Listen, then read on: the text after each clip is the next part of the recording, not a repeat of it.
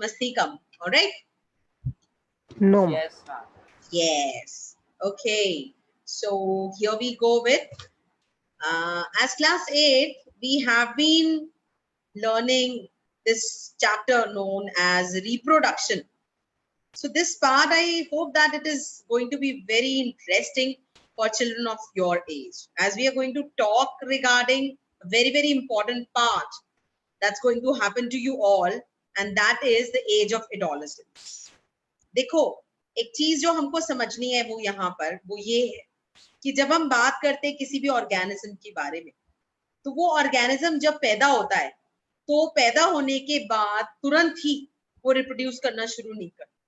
उसको पैदा होने के बाद थोड़ा डेवलप करना पड़ता है, ग्रो करना पड़ता है, मैच्योर होना पड़ता है। फिर हम जब ह्यूमन बीइंग्स की बात करते हैं, जो कि सबसे ज्यादा डेवलप्ड ऑर्गेनिजम्स हैं, तो उनमें सेक्सुअल मैच्योरिटी अटेन करना जरूरी होता है। माने जब एक ऑर्गेनिज्म पैदा होता है ना, जैसे हमारे जैसे एक मल्टीसेलर ऑर्गेनिज्म, तो उस मल्टीसेलर ऑर्गेनिज्म के शरीर में बहुत से बदलाव आते हैं पैदा होने के बाद। ये सारे बदलाव इशारा करते हैं कि क्या वो सेक्सुअली मैच्योर हो गया है। सेक्सुअली मैच्योर होने से मतलब ये है कि क्या उसका रिप्रोडक्टिव सिस्टम एकदम इंटैक्ट है, मैच्योर है, क्या उसके रिप्रोडक्टिव सिस्टम ने गैमीट बनाने शुरू कर दिए हैं। तो जब किसी ऑर्गेनिज्म का सेक्सुअल मैच्योरिटी का पीरियड आता है तो उसके रिप्रोडक्टिव सिस्टम काम करना शुरू कर देते हैं और गैमीट बनाना शुरू कर देते हैं। हाउएवर, ये एज जिसमें कि हम सेक्सुअल मैच्योरिटी अटेन करते हैं ह्यूमन बीइंग्स, इसे हम कहते हैं प्यूबर्टी। प्यूबर्टी की एज वेरी करती, मेल्स में देर में और फीमेल्स में जल्दी आती है। तो फीमेल्स 10 से 12 साल की उम्र ऊपर नीचे हो सकता है, ऐसे ही मेल्स थोड़ा ज्यादा टाइम लेते हैं मैच्योर हो। तो जब सेक्सुअल मैच्योरिटी आती है तो ये सेक्सुअल मैच्योरिटी किन बातों से आती है, यहाँ पर हमें ये बात समझनी पड़ेगी कि सेक्सुअल मैच्योरिटी का मतलब है कि रिप्रोडक्टिव सिस्टम ने काम करना शुरू कर दिया। तो ये ट्रिगर कौन दबाता है? ये ट्रिगर दबाते हैं हमारे शरीर में मौजूद सेक्स हार्मोन्स। मेल्स में इन सेक्स हार्मोन्स का नाम है टेस्टोस्टेरोन। सेक्स हार्मोन, इसे एंड्रोजन भी कह सकते हैं, मेल्स द्वारा रिलीज करा गया एक स्पेशल केमिकल सब्सटेंस जो कि एक ट्रिगर की तरह काम करता है और हमारे रिप्रोडक्टिव सिस्टम को तैयार करता है सेक्सुअल रिप्रोडक्शन के लिए। ऐसे ही फीमेल्स में भी कुछ हार्मोन्स होते हैं जिनमें से एक का नाम मैंने यहाँ मेंशन भी किया है, जैसे एस्ट्रोजन। तो एस्ट्रोजन फीमेल्स में और टेस्टोस्टेरोन मेल में क्या करते हैं, एक ट्रिगर की तरह एक्ट करते हैं और सेक्सुअल मैच्योरिटी अटेन करने में हमें मदद करते हैं। सेक्सुअल मैच्योरिटी जब हम अटेन करते हैं तो हमारा रिप्रोडक्टिव ट्रैक्ट मैच्योर हो जाता है, गैमीट बनाने लगता है और तरफ इशारा करते हैं कुछ और कैरेक्टर्स जिन्हें हम कहते हैं secondary sexual character.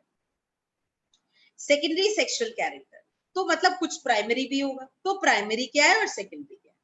Sexual reproduction का मतलब है मेल और फीमेल गैमीट का बनना और उनका फर्टिलाइजेशन।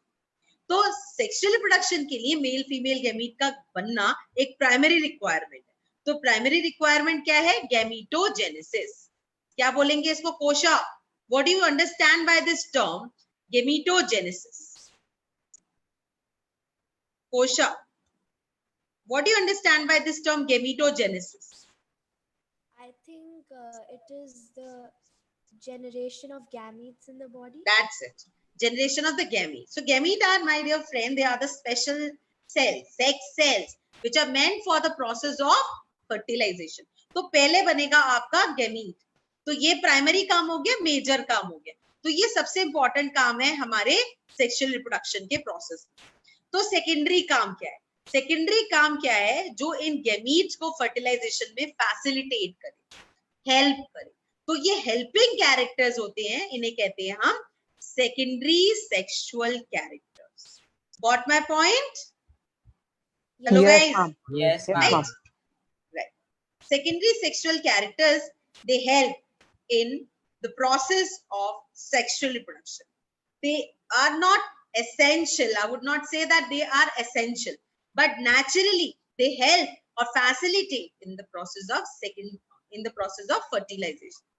Now, जब कोई ऑर्गेनिज्म जैसे मेल फीमेल ह्यूमन बींग्स में प्यूबर्टी अटेन करते हैं, तो जैसे आप लोग अभी छोटे हैं और अभी आप इस पर्टिकुलर एज में नहीं आए, मान लीजिए हम मान रहे हैं, तो जब आप इस पर्टिकुलर एज में आ जाएंगे तो आपके अंदर कुछ शारीरिक और मानसिक बदलाव होंगे जिनके बारे में हम बात यहाँ करेंगे.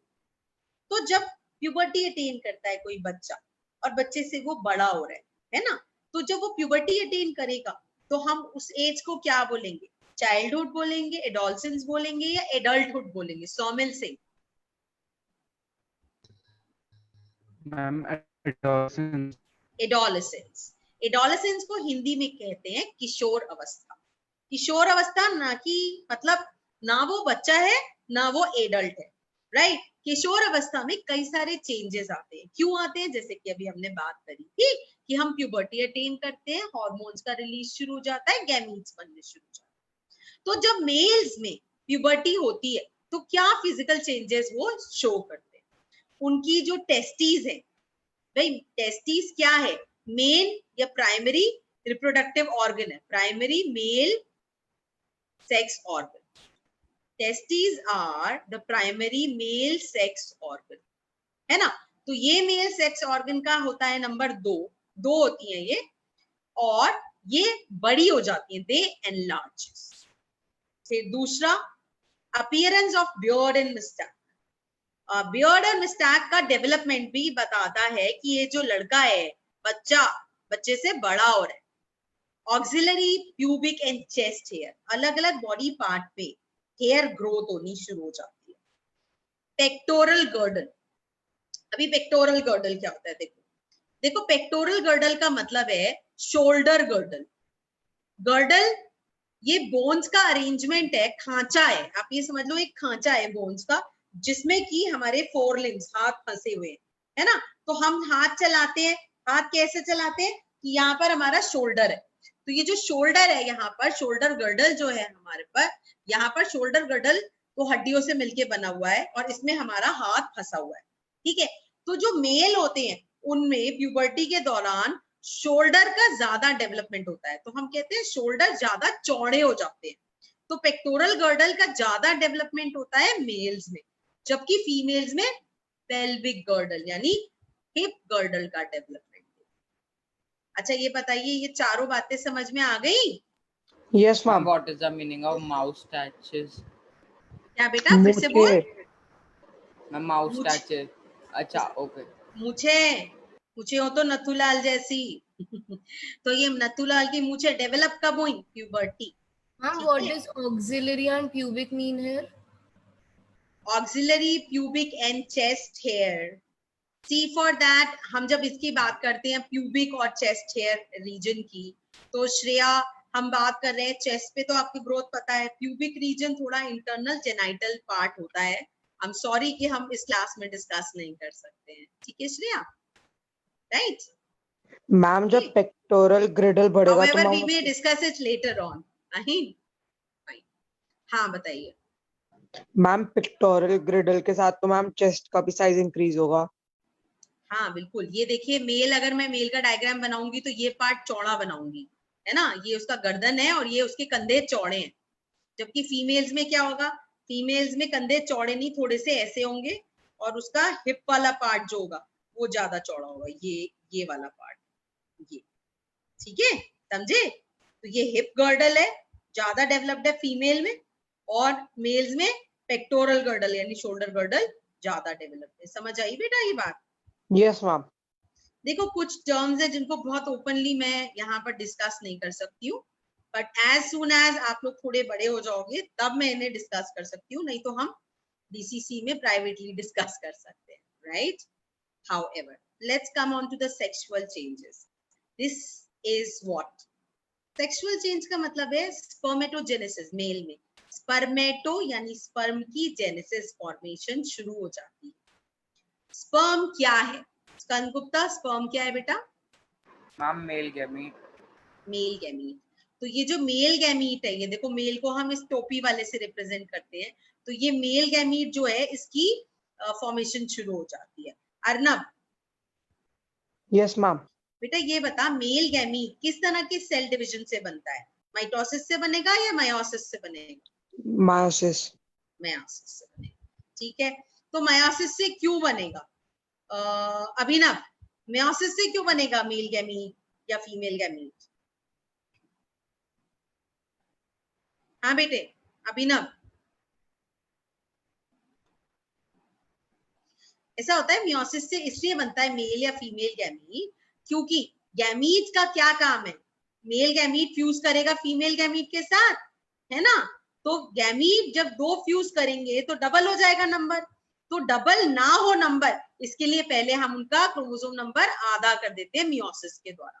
तो गैमीटोजेनेसिस के दौरान मियोसिस होता है, अब वो चाहे प्लांट्स में हो चाहे एनिमल्स में। ओके यस जी, मैम। Yes ma'am. क्लियर है ना ये बात? हाँ। Yes ma'am. अब यहाँ एक और टर्म दिए हैं, ये दिए हैं इन्होंने सीमेन। ये जो स्पर्म होता है, जब मेल की बॉडी में स्पर्म बनता है तो स्पर्म मेल गैमीट है, लेकिन ये जो मेल गैमीट है इसे मेल के लंबे से ट्रैक्ट का रास्ता ट्रैवर्स करके फीमेल की बॉडी तक जाना है। तो ये मेल की टेस्टीज है, यहाँ बना, और इसे फीमेल की गैमीट तक, फीमेल की बॉडी तक जाना है। अब इस लंबे रास्ते को नापने के लिए इसके पास फूड और बाकी के न्यूट्रिशन देता है सीमेन।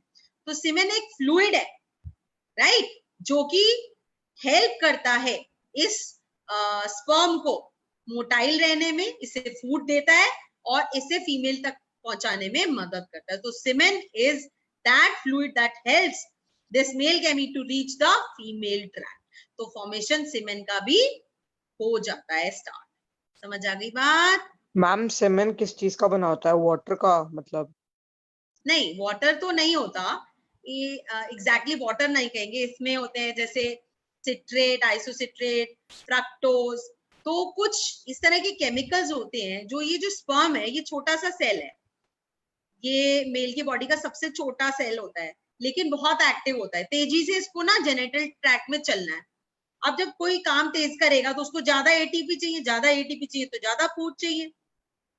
तो जो स्पर्म है, ये इसका सीमेन जो है, सीमेन में फ्रक्टोज क्या करता है, इसको न्यूट्रिशन प्रोवाइड करता है, जिससे कि इसे कंटिन्यूअस एटीपी जनरेट करने में हेल्प मिलता है। समझ में आया? Yes ma'am. ठीक है। उसके अलावा Yes, ma'am. इसको फीमेल की बॉडी में इजैक्युलेट करने के लिए यानी लॉन्च करने के लिए भी सीमेन काम है ना। जैसे इंजन ऑयल होता है, ऐसे ही ये काम। Got my point? It lubricates, it helps in the ejaculation of the sperm. Hello, got my point? Ma'am. Yes ma'am. And the ma'am next change, हाँ बेटा बोलो। मैम जो एसटीडी होती है मैम वो कैसे ट्रांसफर? बेटा can you kindly repeat it? I'm not able to hear you. Yes. Ma'am STD जो होते हैं हाँ। मैम डिसीजेस वो कैसे होते हैं?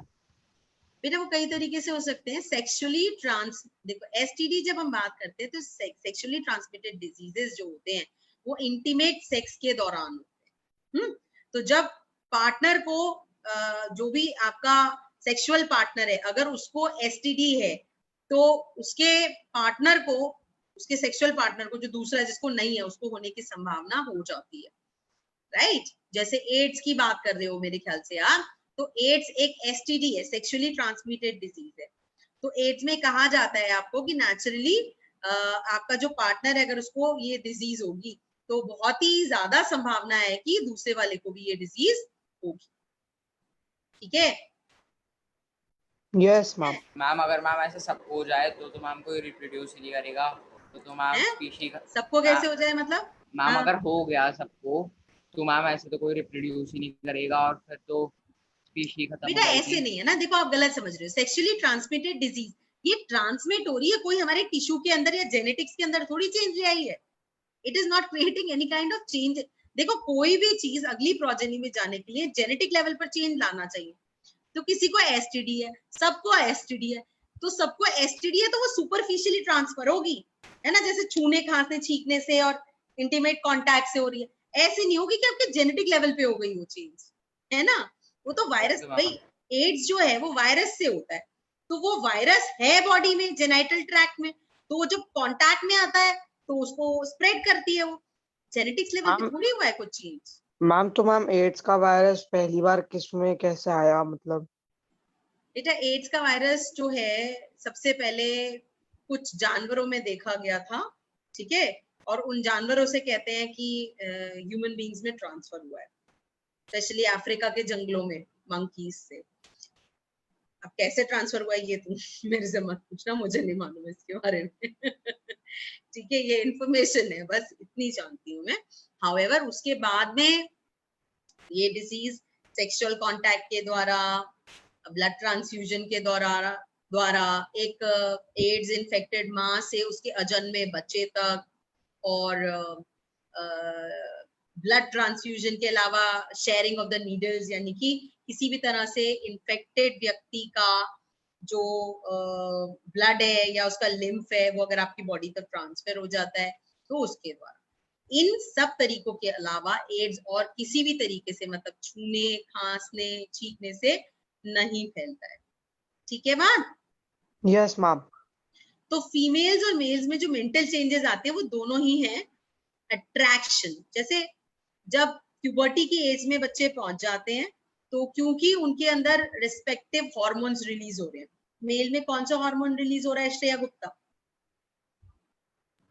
Ma'am testosterone. टेस्टोस्टेरोन। तो ये जो टेस्टोस्टेरोन है मेल्स में जो मेंटल चेंजेस लाएगा वो ये आएगा कि उनका लड़कियों के प्रति जो रुझान है वो चेंज हो जाएगा, right? So this you can owe to your hormone. So this is but very natural. तो हम लोग जब जितने बच्चे इधर बैठे हुए हैं आप लोग क्लास में, just keep one thing in your mind that these are the very natural changes which occur in your body, right? Which occur in your body and helps our species to survive, right? So there isn't anything like to be ashamed of it in this thing, right?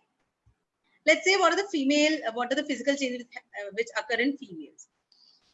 Now breast development, that is mammary glands. Females जो होती हैं, या मैं अगर आपसे बात करूं, हम लोग मैमल्स हैं, तो जो मैमल्स होते हैं उनमें मैमरी ग्लैंड्स होते हैं। मतलब जो मैमल्स होती हैं उनमें जो माएँ होती हैं अपने बच्चों को अपना दूध पिलाती हैं, तो वो ग्लैंड्स कहलाते हैं मैमरी ग्लैंड्स। ब्रेस्ट डेवलपमेंट होता है।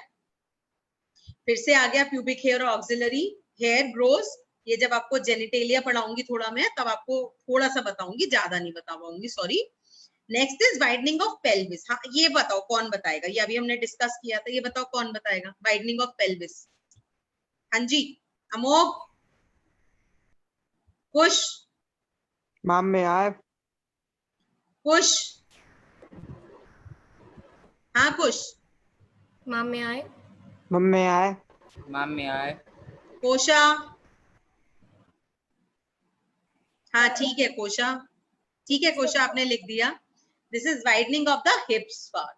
तो पेल्विक क्या है? पेल्विक गर्डल से बना है पेल्विस। तो पेल्विक पार्ट क्या हो गया? ये आपके हिप पार्ट हो गया जो ज्यादा वाइड हो जाता है। वो इसलिए क्योंकि जो माँ है वो बच्चे को जन्म देती है पेल्विक पार्ट से, इसलिए उसकी पेल्विक पार्ट की वाइडनिंग होती है और वहां बहुत सारी फैट डिपोजिशन होती है।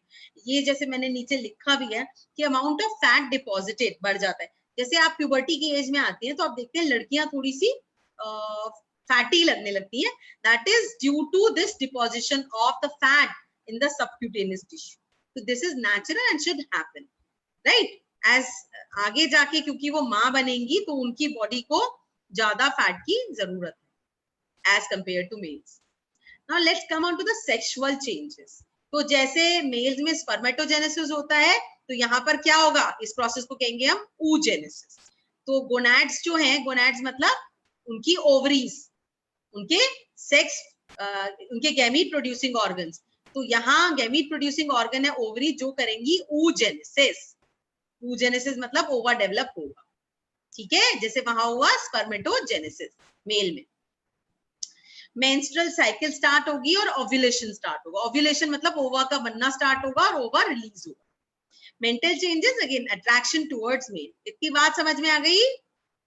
Yes ma'am. Yes ma'am. जी, किसी को क्वेरी इतने पार्ट से पहले बताओ, क्योंकि हम नो मैम। डिफरेंट पार्ट पर जा रहे हैं। हाँ, I am just coming on to your chats as well. Just no query ma'am. बेटा मेंस्ट्रुअल साइकिल की बात बेटा हम बाद में ही करेंगे, अभी नहीं कर सकते हैं। आएगा, इसी चैप्टर में आएगा मेंस्ट्रुअल साइकिल, तो मैं मेंशन करूंगी। अच्छा, अब हम यहाँ स्टेप वाइज क्योंकि चलेंगे, एकदम से हम कुछ टर्म्स पे नहीं पहुंच सकते, इसलिए मैं आपको उनको उठा के रखने को बोल रही हूँ कि हम अगली बार बात करेंगे। Human beings they reproduce by sexual mode. हम बहुत हाईली डेवलप्ड ऑर्गेनिज्म है, ये सेक्सुअली रिप्रोड्यूस नहीं करते। तो क्योंकि हम डायोइशियस हैं, डायोइशियस मतलब मेल फीमेल बॉडी अलग अलग होना, है ना। जैसे मोनोइशियस की बात है, अर्थवर्म है, तो अर्थवर्म जो है उसकी एक अर्थवर्म की बॉडी में ही मेल और फीमेल दोनों हो सकता है, मेल पार्ट भी हो सकता है, साथ में उसके फीमेल रिप्रोडक्टिव पार्ट भी हो सकता है। तो ऐसी बॉडी को बोलते हैं मोनोइशियस। क्या बोलते हैं? मोनोइशियस। लेकिन हमें डायोइशियस, मतलब मेल अलग होगा, फीमेल अलग होगा, ठीक है। तो हम जो हैं डायोइशियस, और साथ में हम शो करते हैं सेक्सुअल डायमॉर्फिज्म। बोले तो कि सेक्सुअल डायमॉर्फिज्म का मतलब है कि जो सेक्स है मेल और फीमेल, उन्हें हम मॉर्फोलॉजी की बेसिस पर, मतलब एक्सटर्नल कैरेक्टरिस्टिक की बेसिस पर दो कैटेगरी में समझ सकते हैं, पहचान सकते हैं, राइट। तो अगर हम देख लेंगे बाहर से ही हम पहचान सकते हैं कि भैया ये लड़का है या लड़की है, तो मॉर्फोलॉजिकली डिफरेंट होते हैं मेल और फीमेल, इसी को कहते हैं सेक्सुअल डायमॉर्फिज्म, ठीक है, सेक्सुअल डायमॉर्फिज्म। मुझे याद है मैंने शायद पिछली क्लास में मेंशन किया था, जी करा था बच्चों? Yes ma'am. क्लियर हो गया ना? Yes, ma'am. Yes, अच्छा, ma'am. अब हम आ रहे हैं यहाँ पर प्राइमरी और secondary sex organs. Primary sex organs वो होंगे जो कि गैमीट प्रोड्यूस करेंगे और सेक्स हार्मोन्स प्रोड्यूस करेंगे, जैसे मेल में टेस्टिस और फीमेल में ओवरी। ऐसे ही सेकेंडरी सेक्स ऑर्गन्स होंगे जो हेल्प करते, फर्टिलाइजेशन में हेल्प करते हैं, गैमीट नहीं बना रहे हैं, हार्मोन नहीं बना रहे हैं, लेकिन बड़ा इंपॉर्टेंट काम होता है, बड़ा इंपॉर्टेंट रोल होता है, इनके बिना भी फर्टिलाइजेशन होना लगभग कई बार हो ही नहीं पाती है, ठीक है, समझे क्या? Yes, ma'am. यहाँ एक डायग्राम दिखा रही हूँ मैं आपको, and it's going to be a very very important diagram, so look at the diagram. इसके बाद हम इस डायग्राम को नीचे डिटेल पढ़ेंगे। This is the diagram of the male reproductive system, ठीक है। एक मेल रिप्रोडक्टिव सिस्टम जो है, उस मेल रिप्रोडक्टिव सिस्टम में ये सबसे इंपॉर्टेंट प्राइमरी सेक्स ऑर्गन है टेस्टिस। दो होती है टेस्टिस, एक इधर दिखाएं, एक इधर डिटेल उसका एनाटॉमिकल स्ट्रक्चर दिखा रहा है। ये दो टेस्टिस होती है। टेस्टिस में बनेंगे कौन से गैमीट बने, क्या कहेंगे सोमिल? टेस्टिस में क्या बनेगा? स्पर्म। और हार्मोन कौन सा बनेगा? स्तन। टेस्टोस्टेरोन। टेस्टोस्टेरोन, ठीक है। तो टेस्टोस्टेरोन और स्पर्म बना रही है टेस्टिस। अब ये जो स्पर्म है, ये स्पर्म चला यहाँ से, ये पहुंचा यहाँ पर, अभी मैं इनका नाम नहीं मेंशन कर रही हूँ, आगे बताऊंगी। ये इस जेनाइटल ट्रैक्ट में जा रहा है। जेनाइटल ट्रैक्ट मतलब, जेनाइटल का मतलब होता है that is related with the reproduction. तो जेनाइटल ट्रैक्ट मतलब वो रास्ता जिससे कि होके रिप्रोडक्शन होगा। तो ये जेनाइटल ट्रैक्ट में ये जो है, ये वाला ये है वास डिफरेंस, इसका दूसरा नाम है स्पर्म डक्ट। तो जो स्पर्म्स हैं ये पैदा करा टेस्टिस ने, फिर जब टेस्टिस में ये पैदा होते हैं तब ये मैच्योर नहीं होते, फिर ये रुकते हैं, पहले मैच्योर होते हैं इपिडिडाइमिस में। कहाँ होते हैं बेटा? इपिडिडाइमिस, ये वाला स्ट्रक्चर। तो नंबर 1 पे टेस्टिस आ गई, नंबर 2 पे इपिडिडाइमिस आ गया, जहां ये स्पर्म मैच्योर होंगे। फिर ये इपिडिडाइमिस से वास डेफरेंस पर जाएंगे नंबर 3, ठीक है। Yes, ma'am. अब ये देखो वास डिफरेंस से होते हुए यहाँ पहुंचे ये। अब यहाँ जब ये पहुंचे तो यहाँ ये येलो कलर के ग्लैंड्स हैं, इन ग्लैंड्स ने ये सीमेन बनाते हैं, मेजर 80% सीमेन ये बनाते हैं। तो यहाँ ये ग्लैंड्स ने अपने सीमेन को ऐड करा और इस तरह से अब सीमेन और स्पर्म दोनों यहाँ पहुंच गए, यहाँ पर इस पार्ट में। अब यहाँ से ये पहुंचेंगे यहाँ, इसको कहेंगे हम 1 2 3 4 यूरेथ्रा। यूरेथ्रा वो डक्ट है जिसके द्वारा मेल स्पर्म को बाहर फेंकते हैं, इजैक्युलेट करते हैं। थोड़ा थोड़ा समझ में आया? Yes, ma'am. Yes, ma'am. Yes diagram देखे थोड़ा थोड़ा समझ में आया? यस। Yes, और ma'am. हम डिटेल में बात है। हाँ बेटा बताओ। Ma'am, हाँ, vas difference and sperm duct are the same. हाँ they are the same. Okay. ma'am. Vas deferentia भी कहते हैं इसको, sperm duct that carry the sperms after they mature to the urethra। और इसी में एडिशन हो जाएगा सीमेन का। तो अब जो स्पर्म है जब सेमाइनल वेसिकल ने सीमेन बनाई तो उसको ऐड किए स्पर्म के साथ, तो अब जो स्पर्म है उनके पास सीमेन भी है, तो अब सीमेन में स्पर्म है, तो सीमेन एजैकुलेट। एक्चुअली मेल जो है, मेल का यूरेथ्रा खाली स्पर्म एजैकुलेट नहीं करता, वो स्पर्म्स को सीमेन के अंदर एजैकुलेट, मतलब व्हाट आई मीन टू से कि जो सीमेन होता है उसके अंदर ढेर सारे मिलियंस ऑफ स्पर्म होते हैं, तो जब वो एजैकुलेट करता है मेल, तो मेल ये फ्लूइड एजैकुलेट करता है जिसके साथ स्पर्म भी बाहर। Got my point? Yes, ma'am. Okay pageant, yes ma'am. Pageant ये बताइए कि ये जो है सेमाइनल वेसिकल, इसका क्या काम? मैम सेवन बनाना। सीमेन बनाना। और सीमेन क्या करता है? मैम स्पर्म को कैरी, हम्म, और स्पर्म्स को कैरी, और उन्हें न्यूट्रिशन प्रोवाइड करता है, उनको मोबिलिटी मेंटेन करता है। अच्छा, यहाँ आप लोगों में से किसी ने भी मुझसे एक बात नहीं पूछी जो मैं एक्सपेक्ट कर रही थी। ये हम पढ़ रहे हैं रिप्रोडक्टिव सिस्टम, है ना? ये देखो रिप्रोडक्टिव सिस्टम पढ़ रहे हैं ना। अब रिप्रोडक्टिव सिस्टम में ये एक्सक्रीटरी सिस्टम कहाँ से आया, पूछे कोई? मैम मैं सोच रहा था, लेकिन मैम फिर वो अलग अलग है मैम। देखो रिप्रोडक्टिव सिस्टम जो है मेल का, it is closely associated with the excretory system. Now you just take care of one thing. Let's take it like let me draw the urinary bladder of a female. So I'm going to draw this urinary bladder of the female, and I'm going to draw this urethra at the end. And this urethra is really small, only 3 to 4 centimeter. While when it comes to the male, then you can see for that how long it is. This entire is urethra. ये पूरी urethra है, लगभग 20 centimetre की. तो mail और female में urethra में क्या अंतर है? कि जो फीमेल की यूरेथ्रा है, हाँ कौन बताएगा? What is the difference between female and male urethra? Ma'am size का। मैम और साइज Female और? have a shorter urethra. हाँ Shreya? Female have a shorter urethra. नहीं नहीं, that's okay, that they have already told. And just look at this, like ये वाला diagram mail वाला देखो, इसमें जो मेल यूरेथ्रा और क्या कर रहा है, फंक्शन बताओ. मैम हाँ मैम एक्सक्रीटरी सिस्टम और रिप्रोडक्टिव सिस्टम सेम है। थोड़ा खुल के बताओ, खुल के. मैम ये एक्सक्रीटरी फीमेल का सिस्टम और ma'am urine excrete Urethra is करता है used for यूरिन excretion. करता है, और ठीक है. और रिप्रोडक्शन के लिए भी रिप्रोड्यूस भी use यही होता है। करता है। हाँ, तो ऐसे कहूँ ना कि यूरिनरी ब्लैडर जो होगा फीमेल का, जब यूरेथ्रा में क्या डालेगा, यूरेथ्रा क्या एक्सपेल करेगा? यूरिन, हाँ या ना? Yes Yes, ma'am ma'am. है ना? लेकिन जो मेल यूरेथ्रा होगा वो यूरिन के साथ स्पर्म भी सीमेन एक्सपेल कर रहा है, मेल गैमीट भी एक्सपेल कर रहा है. तो ये जेनाइटल ट्रैक्ट भी है, ये एक्सक्रीटरी ट्रैक्ट भी है ना? हाँ या ना? Yes ma'am ma'am. सबको समझ आ गई बात? यस मैम कुछ तेरे को समझ आई बेटा? कुछ? हाँ कुछ समझ में आ गई बेटा? Kindly write in the chat box, then only will be proceeding towards. Okay, ठीक है, ठीक है. तो ये जो हमने देखा, ये बहुत इंपॉर्टेंट डायग्राम है. इसको छोटा सा मैं बनाना सिखा रही हूँ आपको, उसके बाद हम बस क्लास अपनी ओवर करेंगे. एक छोटा सा ये डायग्राम ड्रॉ भी करके लाना है. अच्छा, आपको होमवर्क भी देना जस्ट. तो इसके लिए क्या करना, देखो मेरे साथ जरा ड्रॉ करो. व्हाइट बोर्ड खोल दे रही हूँ मैं, उस पर ड्रॉ करेंगे. ठीक है, आप लोग भी ड्रॉ करिए. Ma'am 1 minute ma'am please. हाँ जी बेटा. मैम 1 मिनट मैम मैं फोन को चार्ज में लगा. All right. Take a same level. It's again red. I'm just going to make it black here. Yeah. Okay, let's start. एक उल्टा सी बनाएंगे ऐसे करके.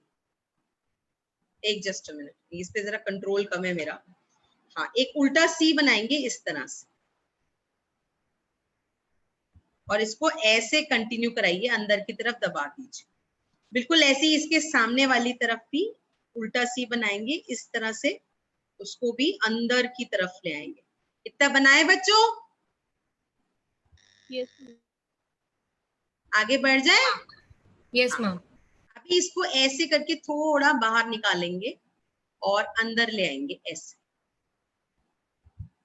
ऐसे ही इस तरफ भी अंदर करेंगे, दबाएंगे और इसको बाहर से अंदर की तरफ ले आएंगे ऐसे। ठीक है, अभी मैं इसका छोटा सा कलर बदल रही हूँ। अभी यहाँ पर इस वाले पोर्शन में हम बना देंगे यूरिनरी ब्लैडर। बनाए थे नहीं बनाए थे, अभी दिखाया था मैं आपको, तो ये बना दिया हमने यूरिनरी ब्लैडर। सही है बच्चों? यस और मैम। ये यूरिनरी ब्लैडर से नेचुरली जो निकल रही है, ये रेड कलर की लंबी सी, अब इसको हम लंबा कर देते हैं यहाँ, ये बन गई यूरेथ्रा। ठीक है, अब ये जो हमने बनाई है यहाँ पर मेल टेस्टिस, इस मेल टेस्टिस पर यहाँ हम बनाएंगे एक स्किन का पाउच लाइक स्ट्रक्चर होता है, इसको बोलते हैं हम स्क्रोटम। ये जो ग्रीन कलर से बना रही हूँ ये है स्क्रोटम। ठीक है हाँ जी? Yes ma'am. और ये जो है हमारी, ये ब्लू कलर से मैं बना रही हूँ, ये ब्लू कलर से मैंने बनाया है। ये जो टेस्टीज हैं, टेस्टीज में बनते हैं हमारे स्पर्म, लेकिन जो स्पर्म होते हैं वो मैच्योर नहीं होते, तो वो मैच्योर होते हैं इपिडिडाइमस। इपिडिडाइमस क्या है? वो टेस्टीज के पीछे की तरफ लंबा सा गुच्छा है नलियों का, जहां पर ये स्पर्म मैच्योर होंगे, तो ये हो गया इपिडिडाइमस। ये हो गई टेस्टीज, ये ग्रीन वाला हो गया स्क्रोटम, ये हो गई sperm duct. Ma'am, what is the function of scrotum? Scrotum जो होता है ना बेटा, ये एक मस्कुलर पाउच होता है। ऐसा होता है, हमारा बॉडी टेम्परेचर लगभग 37 डिग्री सेल्सियस, तो 37 डिग्री सेल्सियस पर ना मेल के स्पर्म फर्टाइल नहीं रह सकते, पर अब हमारा बॉडी टेम्परेचर तो नहीं कम हो सकता, तो ये जो स्क्रोटम है ना, ये टेस्टिस का जो टेम्परेचर है उसको रिड्यूस कर देता है लगभग 2 से 2.5 डिग्री सेल्सियस, जिससे कि ये फर्टाइल रहे, मर ना जाए पैदा होते ही। समझ गए? Yes ma'am. ठीक है, ये सही है। अच्छा, इसकी फटाफट लेबलिंग कर लेते हैं। यहाँ पर ये स्पर्म डक्ट हो गई, ये यूरिनरी ब्लैडर हो गया। ठीक है, मैं शॉर्टकट वाली कर रही हूँ, उसका पिक आपने लिया, उसी से बनाएंगे। और यहाँ पर ये आ गए आपके प्रोस्टेट ग्लैंड, ब्लू से बना दिए मैंने प्रोस्टेट ग्लैंड। इन्हें एक्सप्लेन अगली बार करूंगी मैं आपको। प्रोस्टेट ग्लैंड, फिर ये आ गए आपके नीचे की तरफ बल्बो यूरेथ्रल ग्लैंड्स। ये बहुत ही आसान तरीका है इसको समझने का। और ये आ गया यहाँ पर penile part, penis, male penis. अच्छा, एक और बनाएंगे हम, यहाँ पर दूसरा कलर ले रही हूँ मैं, सेमेनल वेसाइकल रह गए हमारे, तो ये बना देते हैं हम। ये भी ग्लैंड्स हैं, सेमेनल वेसाइकल, ये यूरिनरी ब्लैडर के पीछे की तरफ चिपके हुए होते हैं। ये है सेमिनल वेसाइकल का पेड़। ठीक है, बहुत आसान तरीका है समझने के लिए। तो मतलब क्या हो रहा है, ये रही टेस्टिस, इसने बनाए स्पर्म और ये पहुंचे यहाँ एपिडिडाइमस में। एपिडिडाइमस से ये कहाँ पहुंच गए? स्पर्म डक्ट में। स्पर्म डक्ट से ये कहाँ पहुंच गए चलते हुए? ये पहुंच गए यूरेथ्रा में, है ना, ये पहुंच गए यूरेथ्रा में। फिर यूरेथ्रा से ये कहाँ जाएंगे? बाहर जाएंगे, फीमेल ट्रैक्ट। ठीक बात? Got it? Yes ma'am. Yes, ma'am. So that was all for today's class, guys. Have fun.